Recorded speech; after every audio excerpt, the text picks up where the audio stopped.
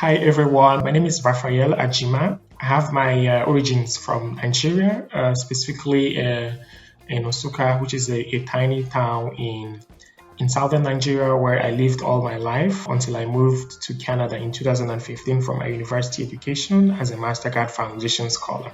I've graduated ever since with a bachelor's degree in international development studies and social entrepreneurship from McGill University. I'm very passionate about education and youth engagement, and I currently work as the program admin for the Mastercard Foundation's Transitions Project at McGill University, which is basically a program that supports young leaders from sub-Saharan Africa who get a world-class education from diverse universities across the globe and then who go on to bring transformative change in Africa and beyond.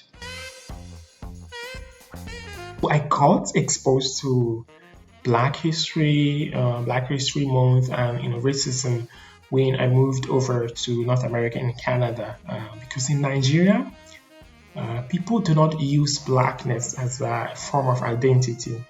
The system is in such a way that people think of themselves first as human beings, then as Nigerians, and then they also go on to take other types of identities, for example, from the ethnic group they come from.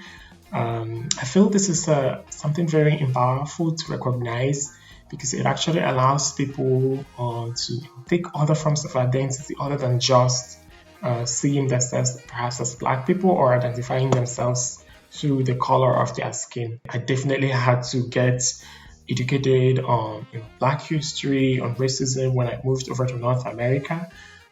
So for me, Black History Month means that period where I get to reflect about the different identities of Blackness, of Black culture, the richness in Black culture, but also the struggles that Black people and Black communities face across the world in which they live in the different communities they live in specifically.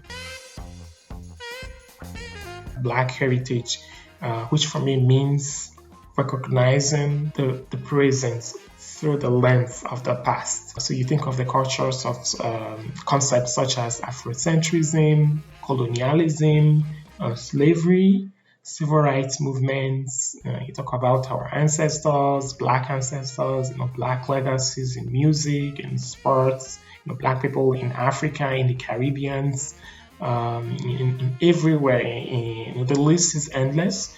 But what I'm trying to capture is both the dark and the blossom sides of our heritage as a Black nation and how that translates today into a diverse, resilient group of people, Black people living in diverse communities in different societies.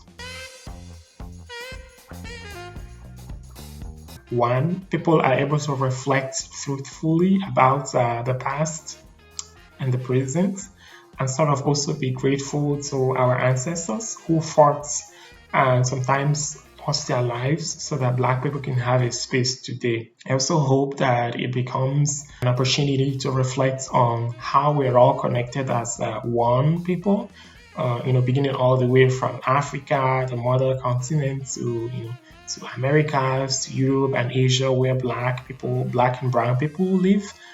You would be surprised at how much love, energy, and belonging you can get by being in an environment where Black people are the majority and where people are not systematically discriminated against by the color of their skin, for example, in the African continent. Today, I would like to celebrate our Black ancestors, all Black people who have shaped our present day today. I also would like to specifically celebrate all NGOs in the likes of the Mastercard Foundation and all other grassroots organizations who are working hard every day to make African continent a better place. The president of Ghana, Nana Akufo-Addo, once said that the future of Black people lies in the African continent. Perhaps I'm biased because I have my roots from the African continent, but I feel that a better Africa has a positive ripple effect on the image and value of Black lives wherever they live, so that when the environment sort of becomes too hostile, Black people can have a choice of being elsewhere, where they can turn left, turn right, look front, or look back, and they see home. Thank you so much for listening. I hope you enjoyed the rest of your Black History Month.